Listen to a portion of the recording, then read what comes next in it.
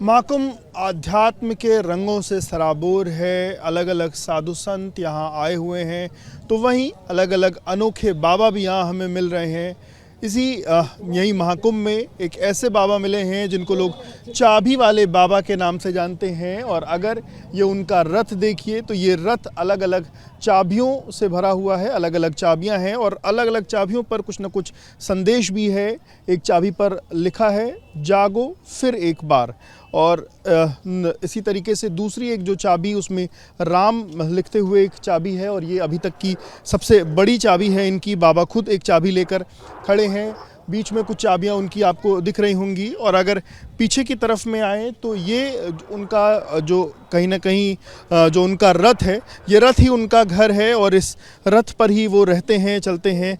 अंदर की तरफ में अगर आपको तस्वीरें दिखाऊं तो उन्होंने पूरा अपना जो घर है वो इस रथ को बना रखा है। अपने पूरी जो ज़रूरत के सामान हैं वो इस रथ पर उनके मौजूद हैं। वहीं इस ऊपर चढ़ने के लिए यहाँ बाकायदा सीढ़ी भी लगी है, जिसका ऊपर वो वहाँ पर जहाँ अपना विश्राम करते हैं। उनसे बातचीत भी करेंगे और चाबी वाले बाबा की क्या महत्ता है उनसे समझेंगे। बाबा, ये चाबी आप हाथ में लेकर खड़े हैं, ढेर सारी चाबियाँ वहाँ लगी हैं, एक बड़ी चाबी हमें यहाँ दिख रही है।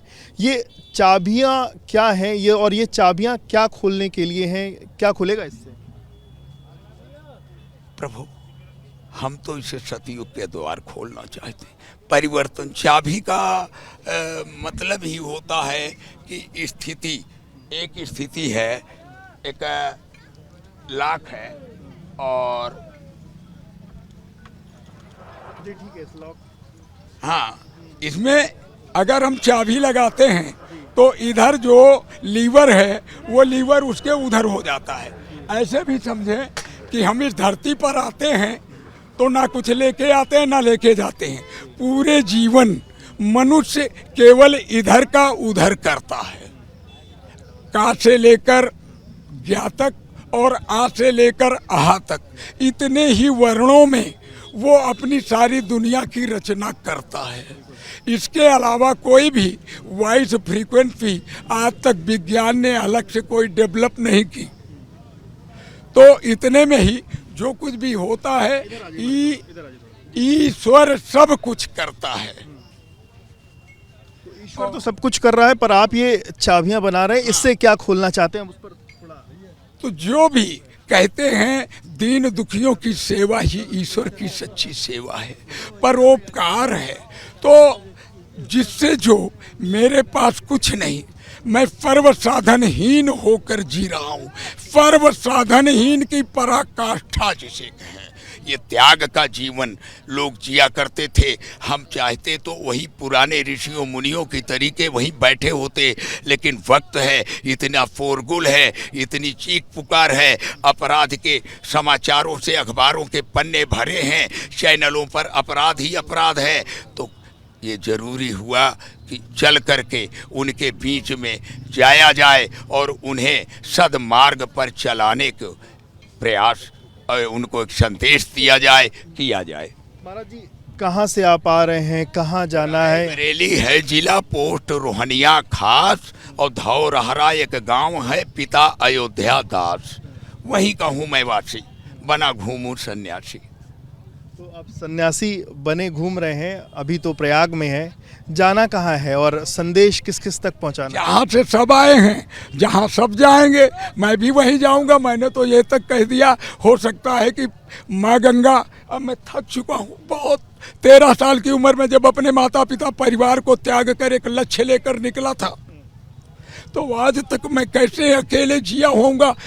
यहाँ कोई अकेले जिया हो तो वो जरा उसके सोच सकता है कि जाके पाँव न फटी बेवाई सो का जाने पीर पर आई। और आजकल तो साधु संतों के लिए लोग कैसे शब्दों का प्रयोग करते हैं। आसाराम के चेले तो नहीं हो, तो उन पे अलग मैंने सारे निशान अपने अलग बनाए। मैं वो नहीं हूँ, मैं वो हूँ। 13 साल की उम्र में घर छोड़ा आपने बताया, क्या कारण था? 13 साल की उम्र में ऐसा क्या आपने सोचा और क्या बताना था? मेरे माता पिता ने मेरा नाम हरिश्चंद्र रखा। मुझे सत्य की साधना करनी थी। लोग कहें हरिश्चंद्र बनोगे तो मरोगे, हरिश्चंद्र बनोगे तो मरोगे, तो मैं कहूँ कि क्या वो नहीं मरेगा जो झूठ बोलता है या जो कुछ और करता है। जो हरिश्चंद्र बनेगा वो भी मरेगा और मरेगा वो भी। तो मरो मरण है मीठा, क्या वो गोरख कह गए हैं? मरो रे साधु मरण है मीठा क्या, ऐसा कोई भजन उन्होंने गाया। मैं ज़्यादा पढ़ लिख तो नहीं पाया, लेकिन स्वाध्याय से जो कुछ अर्जित किया वो कबीर की ही प्रेड़ी में चला जाता हूँ।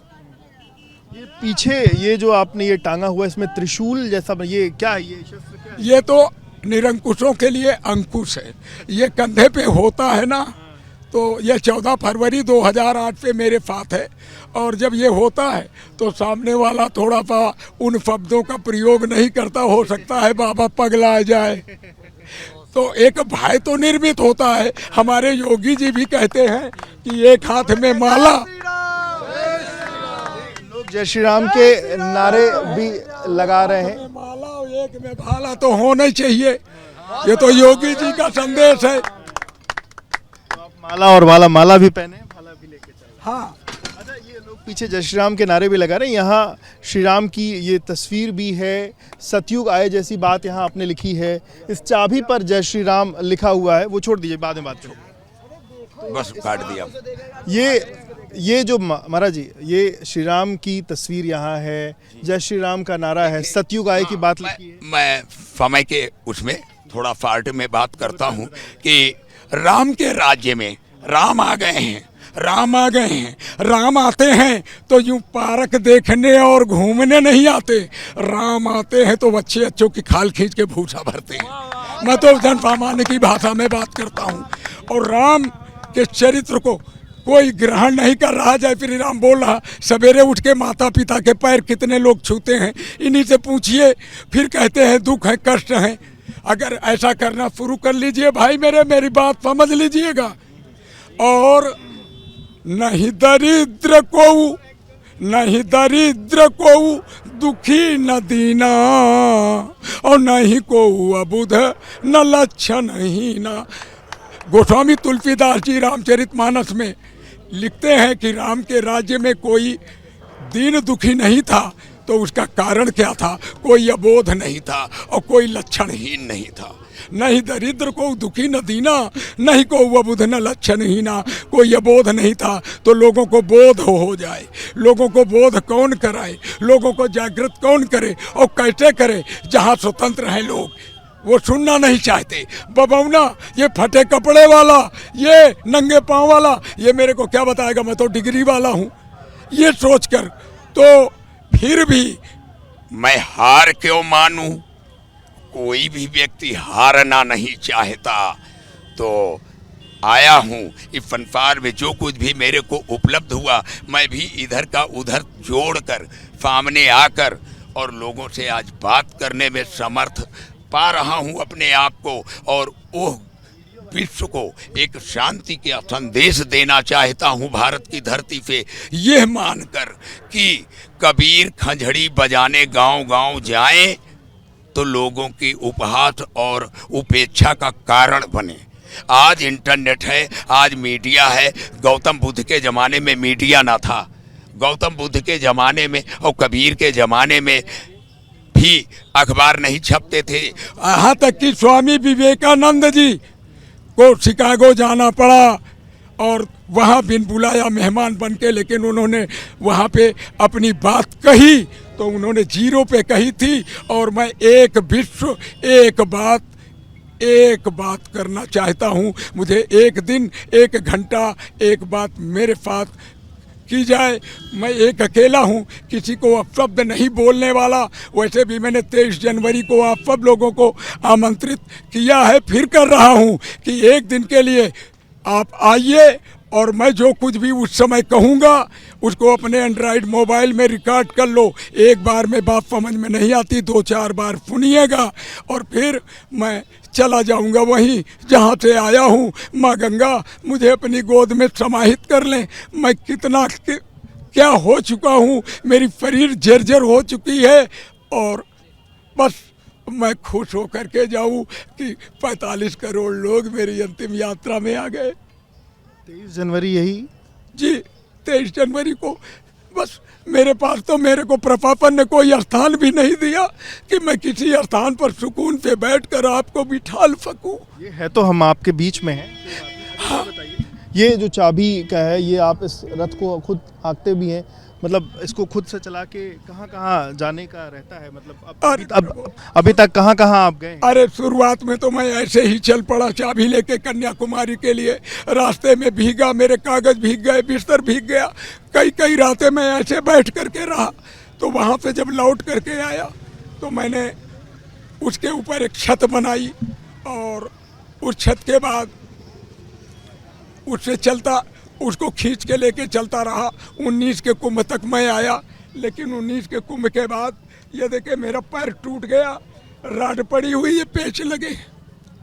तो मैंने सोचा कि अब पदयात्रा कैसे होगी, तो मैंने ये एक बनाया कि मैं इसको लेके चलूँगा, कहीं थक जाऊँगा या मेरे को पैर में तकलीफ होगी तो मैं लेट जाऊँगा, बैठ जाऊँगा।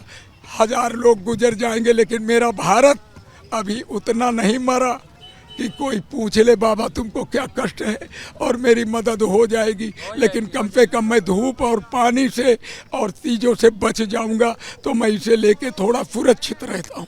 महाराज जी, बस आखिरी सवाल, ये जो चाबियां हैं, इन चाबियों का महत्व एक बार फिर से थोड़ा बताइए। और चाबियां, और आपने ये चाबियां से क्या क्या इस्तेमाल किया है, किसको ये चाबियां दी हैं, किसके लिए क्या किया है?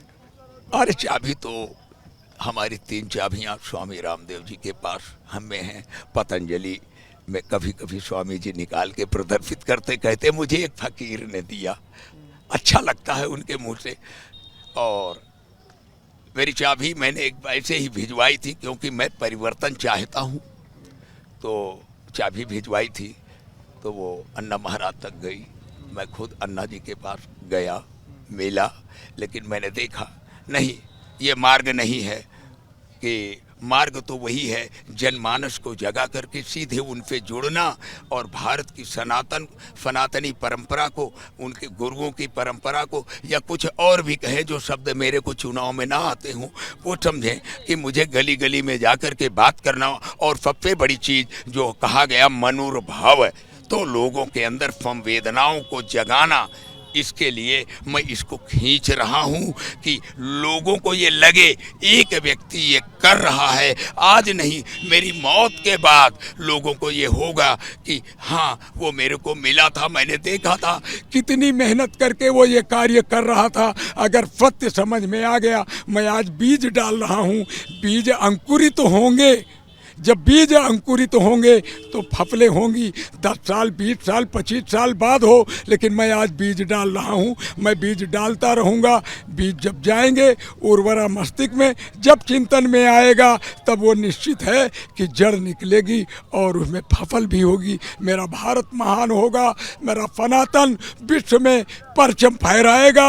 ऐसी स्थितियाँ आजकल हमारी राज्य सत्ताएँ भी उसी दिशा में कार्य कर रही हैं, लेकिन वो संविधान पे बंधी है और मैं अपने को संविधान पे मुक्त मानता हूँ। बिल्कुल। तो ये चाबी वाले बाबा हैं, अलग अलग चाबियां ये बनाई है इन्होंने, और ये सतयुग की तरफ लोगों को ले जाना चाहते हैं। लोग झूठ फरेब ना करें और लोग धर्म के साथ रहें, इस तरीके की उनकी मान्यता है। लगभग 13 साल की उम्र में घर छोड़ा था और आज सनातन की तरफ लोगों को जागृत करने के लिए लगातार अपनी गाड़ी से लोगों के बीच में जा रहे हैं और उन तक अपनी आवाज़ पहुंचा रहे हैं।